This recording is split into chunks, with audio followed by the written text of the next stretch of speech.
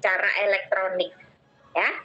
Nah, ini cukup panjang, jadi nanti ada sekitar 111 slide untuk minggu ini. Kemudian selanjutnya akan kita selesaikan di minggu depan ya. Baik, yang pertama adalah kita harus membahas berkaitan dengan strategi mengelola arsip aktif yang efektif. Jadi arsip itu harus dikelola secara efektif agar ya bisa ditemukan, kemudian bisa digunakan informasinya ya, kemudian arsipnya itu tidak hilang. Nah, beberapa kantor itu masih belum efektif mengelola arsip aktif maupun inaktif, sehingga beberapa instansi, beberapa kantor itu penampakannya seperti ini teman-teman, bisa kalian lihat di layar ya, masih bertumpuk menjadi satu. Kemudian jika seperti ini maka kendalanya adalah ada arsip yang hilang, kemudian ada arsip yang tidak bisa ditemukan ya. Beberapa masalah berkaitan dengan pengelolaan arsip aktif. Yang pertama adalah arsip aktif itu masih bercampur dengan arsip inaktif di ruang kerja. Penampakannya seperti tadi ya, ditumpuk aja di meja kerja atau kemudian langsung dimasukkan ke filing kabinet ya. Seharusnya tidak seperti itu. Jadi semua arsip yang masuk ya itu harus kemudian segera dipilah, ditempatkan ya, dilakukan indeks atau pengkodingan ya, kemudian ditempatkan di tempat yang sesuai dengan jenis arsipnya. Nah, kemudian masalah yang kedua,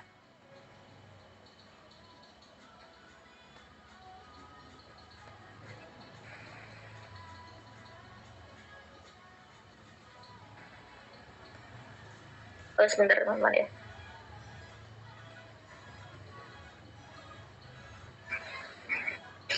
Masalah yang kedua adalah sarana seperti filing kabinet, ordener, kemudian box file untuk penyimpanan berkas itu sangat terbatas. Sehingga ketika arsip itu datang, ya tidak kemudian bisa dikelola atau disimpan.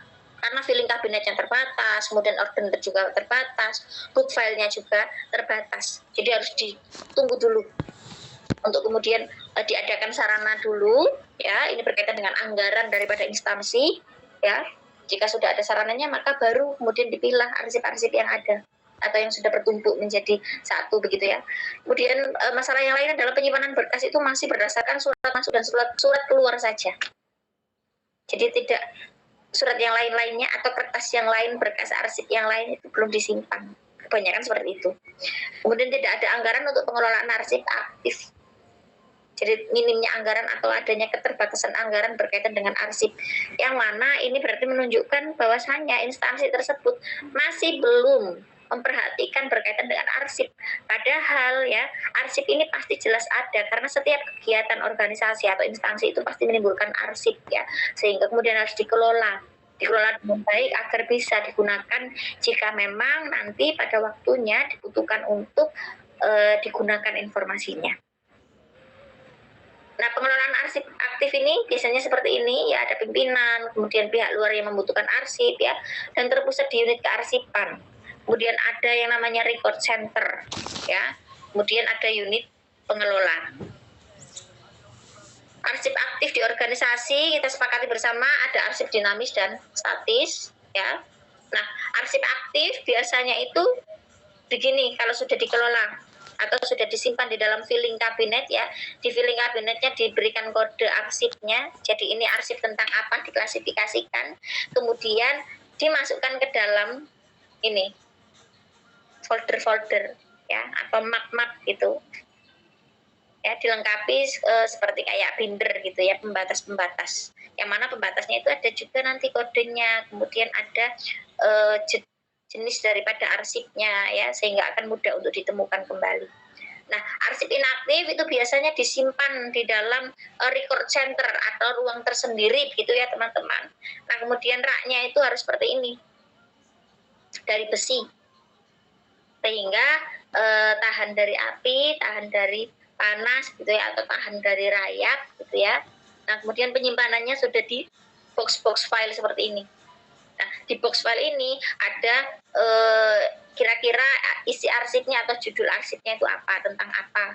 Kemudian ada kodenya berapa. Misalnya rak ini kan rak urutan nomor 1, kemudian ada di paling atas, mulai dari atas sampai bawah itu di nomor 1 untuk rak yang paling atas, 2 untuk rak yang bawah ya. Kemudian rak urutan nomor 1, ini rak nomor 2. Misalnya di urutan nomor 1, maka R1 titik 2 misalnya di urutan rak kedua ya, rak urutan ke-1, kemudian di rak tingkat yang kedua ya. Jadi R1.02 ya, titik berapa urutan filenya, kemudian judulnya. Jadi kayak misalnya gedung kita K3, artinya di gedung K3, 01 di lantai 1, kemudian 03 di ruang yang ketiga. Jadi seperti itu ya.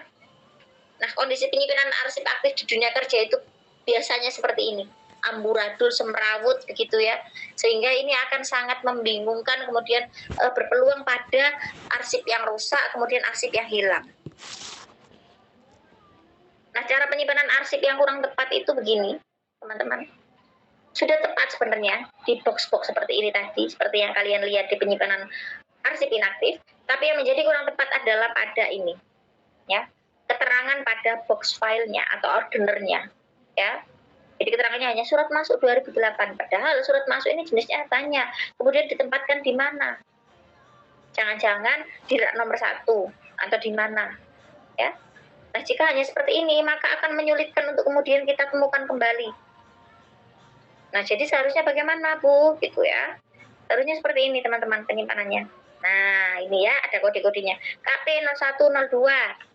Misalnya KP ada di rak 1 urutan kedua misalnya berkaitan dengan cuti tahunan. Nah, kode ini nanti di list di dalam daftar kode atau daftar arsip, sehingga nanti sewaktu-waktu ketika ingin dicari dulu kodenya mana sehingga langsung tertuju. Kan nggak mungkin ya kita melihat atau mencari satu persatu raknya.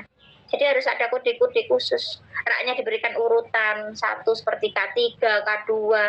Jadi kan kita tidak bingung juga mencari lokasi kuliah kita atau lokasi gedung kita. Karena banyak gedung di vokasi, sehingga di vokasi ya ada K1, K2, K3 sampai dengan K10. Ya, itu memudahkan kita untuk kemudian mencari letak gedungnya. Nah, lebih lanjut ternyata ya di dalam box itu tadi atau di dalam map itu harus kemudian juga disekat seperti ini teman-teman. Misalnya ini kepegawaian. Dalam kepegawaian ini berkaitan dengan promosi. Dalam promosi ada kenaikan gaji. Jadi 30.03. Nah, gajinya siapa? Oh, ternyata si Hadi Raharjo. Oh, ternyata si Kamaludin. Gitu ya. Jadi diindeksi. Di coding. Nah, guide atau sekatnya ya disebut sebagai guide primer, sekunder, tersier, kemudian folder. Ini aturan untuk foldernya, biasanya ukurannya segini, penampakannya begini. Jadi seperti bindernya teman-teman itu, kalau teman-teman masih punya binder ya, di sekat-sekatnya kan ada ini ya, sekat tersier, sekunder, kemudian sebagai folder. Nah, berkas ya, kita harus mengetahui dulu berkaitan dengan berkas ya. Berkas ini pasti juga berkaitan dengan arsip file. Berkas itu adalah himpunan dokumen yang disusun baik atas dasar kesamaan urusan, kemudian kesamaan masalah dan kesamaan jenis. Jadi sudah dipisahkan berdasarkan atas kesamaannya ya. Kemudian penataan berkas, kegiatan menata dokumen dalam bentuk berkas dan mengatur berkas dalam tatanan yang sistematis. Jadi ada aturannya. Berkas itu ditata harus mengikuti aturan atau standar ya yang memang sudah ditetapkan. Kemudian tujuannya apa? Tujuannya adalah untuk bisa menemukan kembali informasi yang cepat dan tepat, kemudian mempermudah penyusutan arsip. Jadi memudahkan mana kira-kira arsip yang berapa bulan kemudian harus dilakukan penyusutan atau harus dimusnahkan atau harus disimpan, dipindahkan ke penyimpanan statis misalnya. Nah, prinsip penataan berkas sendiri itu tadi ya, dokumen berkas itu dokumen yang harus memberkas ya, itu jika berkaitan dengan berkas kesamaan urusan disebut dengan dosier, kemudian kesamaan masalah itu rubrik, kesamaan jenis itu seri. Dosier yaitu dokumen yang merupakan hasil suatu kegiatan dihimpun dalam satu berkas, ya, yaitu kesamaan urusan itu tadi. Berkas akan mencerminkan kegiatan sejak awal hingga dengan akhir.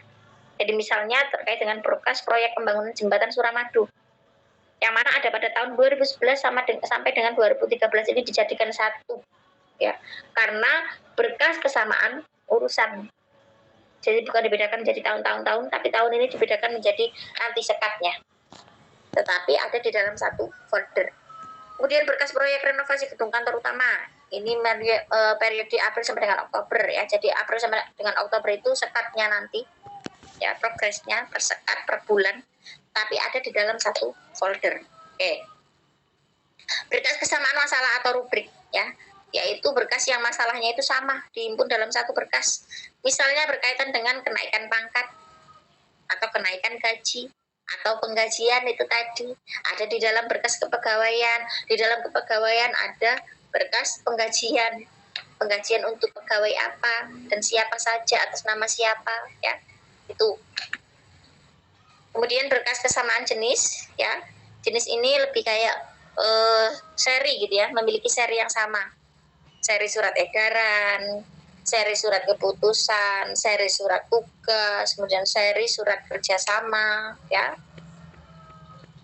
Nah, kemudian tentukan indeks dan kode klasifikasinya, ya. Jadi itu berkas-berkas semua itu dilakukan indeks dan klasifikasi nanti. Alat pemberkasan. Jadi untuk alat pemberkasan file atau dokumen itu ada dua. Yang pertama adalah kode klasifikasi arsip atau disebut dengan KKA. Kemudian ada indeks. Nah, KKA itu apa, ya? Ini klasifikasi arsip. Jadi penggolongan dan pengelompokan arsip atas dasar persamaan masalah yang terkandung di dalam arsip. Fungsinya adalah untuk mempermudah dalam penyimpanan dan menemukan kembali, ya, atau finding aids, gitu, ya, menemukan kembali jika memang dibutuhkan. Misalnya, ya, klasifikasi pemerintah daerah ini dimuat dalam Permendagri nomor 78 tahun 2012, ya. Kode 000 ini adalah umum. Kemudian 100 pemerintahan, ya, sampai dengan 900 bisa kalian lihat. Ya, nah ternyata, ya, contohnya misalnya berkaitan dengan kepegawaian, kode 800 kepegawaian, ini ternyata di breakdown lagi, teman-teman. Jadi ada file di dalam folder, ya. Dalam satu folder biasanya kita kan banyak filenya. Nah, di dalam folder ada folder lagi, ya. Nah, ini 800 itu kepegawaian, oh ternyata